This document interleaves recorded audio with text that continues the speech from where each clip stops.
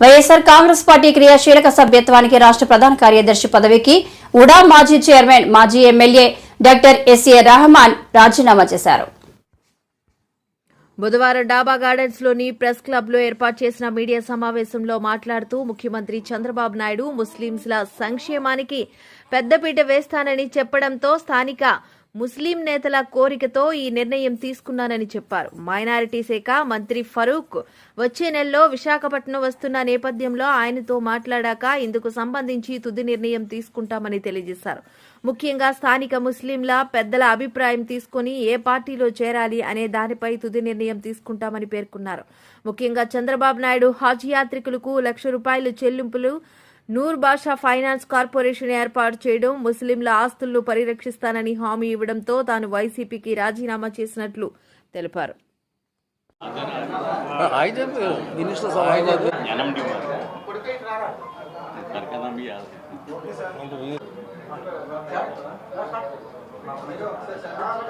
అందరికి నమస్కారం. వచ్చాను.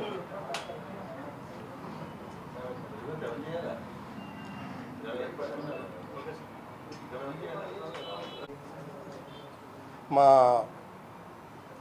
ముస్లిం పెద్దలు కొంతమంది నేను అమెరికా నుంచి వచ్చిన తర్వాత కలిసి, సార్ మన కార్యక్రమాలు ఎన్నో ఉన్నాయి, ఈ కార్యక్రమాలన్నీ జరగాలి కాబట్టి ఏదో ఒక నిర్ణయం తీసుకుంటే బాగుంటుంది అని వాళ్ళ ప్రోద్బలంతో వెయిట్ చేస్తూ ఉంటే 2 రోజుల క్రితం ముఖ్యమంత్రి చంద్రబాబు నాయుడు గారి రివ్యూ ప్రోగ్రాంలో మైనారిటీ వెల్ఫేర్ మినిస్టర్ ఫారూక్ గారు ఆ మీటింగ్లో ఉన్నారు. ఆ రివ్యూ తర్వాత మైనారిటీల కోసం ఏం చేస్తామనేది ఒక పత్రికలకి కొన్ని విషయాలు రిలీజ్ చేశారు. అందులో ముఖ్యంగా ఎన్నో ఏళ్ల నుంచి వీళ్ళంతా చిన్నపిల్లలుగా ఉన్నప్పటి నుంచి ఈ ఊళ్ళో ఉన్న వక్ఫ్ ల్యాండ్స్ దాదాపు 5,000 పైచిలకు ఎకరాలు మాకు ఒక బోర్డులో ల్యాండ్స్ ఉన్నాయి. ఇవి మినిమం 5,000 కోట్లు ఉంటాయి, అంతే కదండి మినిమం.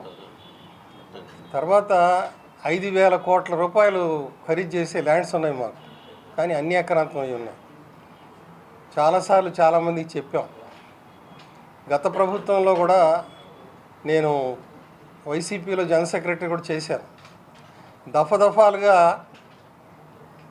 మైనార్టీల సమస్యలే కాకుండా అనేక సమస్యల మీద చెప్తా ఉంటే పట్టించుకోలే. చిన్న విషయం చెప్తాను. నేను ఎలక్షన్ ఒక 5-6 నెలల ముందు ఎవరైతే ఇక్కడ సామంతరాజు ఉంటారో వారికి నేను చెప్పాను, సార్ పరిస్థితి బాగలేదు, ఫీల్ గుడ్ ఫ్యాక్టర్ లేదు, మీరు కింద గ్రౌండ్ లెవెల్ నుంచి వచ్చిన కార్యకర్తగా నా అభిప్రాయం అది అంటే, ఎందుకు బాగలేదని అడిగారు. ఎందుకు బాగలేదంటే, మీరు ఎంతన్నా చేయండి sir, common man should feel happy. మీరేం చేశారు?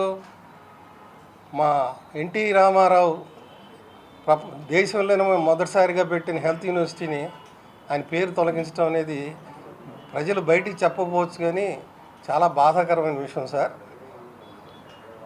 వైఎస్ఆర్ పేరు పెట్టాలంటే ఇంకో చోట పెడదాం, ఇంకో యూనివర్సిటీ పెట్టండి, దానికి వైఎస్ఆర్ పెట్టండి. అంతేగాని మహానుభావుడు ఎవరైతే ఈ రాష్ట్రానికి అనేక కార్యక్రమాలు చేసి వెళ్ళిపోయాడో ఆయన పేరుతో తొలగించడం మాత్రం చాలామంది హర్ట్ అవుతున్నారని చెప్పాను. ఆయన అక్కడ చెప్పారో లేదో నాకు తెలీదు, దాని మీద స్పందన లేదు. రెండోది చెప్పాను, విఐపి రోడ్ అనేది చాలా ప్రశస్తమైన రోడ్ సార్, దాని మీద ప్రజలందరూ ఆక్రందనలు చేస్తున్నారు.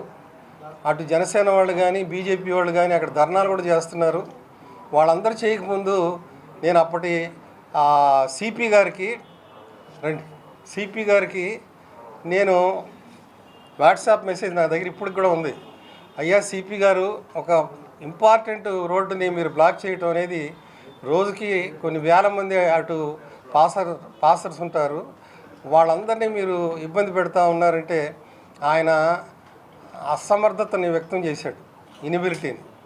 తర్వాత నేను ఇక్కడ ఉన్న మా ఇన్ఛార్జ్ గారికి వెళ్ళి చెప్పాను, అయ్యా ఇది మంచిది కాదు, అది తొలగించండి అని. కానీ రెస్పాన్స్ లేదు.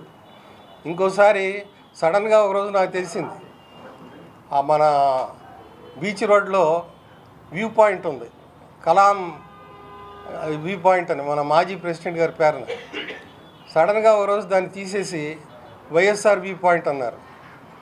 మళ్ళీ వెళ్ళాను, సార్ ఏంటి సార్ ఇదంతా, మీరు ప్రజలకు పనిచేయాలనే ఆతృతలో ఉన్నారు ముఖ్యమంత్రి గారు అని చెప్పారు, మరి ఇటువంటి కార్యక్రమాలు ఎందుకు చేయాలి సార్ అని అడిగాను. ఒక వ్యవస్థ ఎలా నడిచిందంటే ఆ రోజుల్లో మీకు తెలియదే ఉంది, ఏదన్నా ఊళ్ళో సమస్య వస్తే మినిస్టర్కి అధికారాలు లేవు, ఎమ్మెల్యే గారికి అధికారాలు లేవు, ప్రజా ప్రతినిధులకి అధికారం లేకుండా వాళ్ళు కూడా మరి అలా నిలబడిపోవాల్సిన పరిస్థితి వచ్చింది. సరే, అది పక్కన పెడదాం.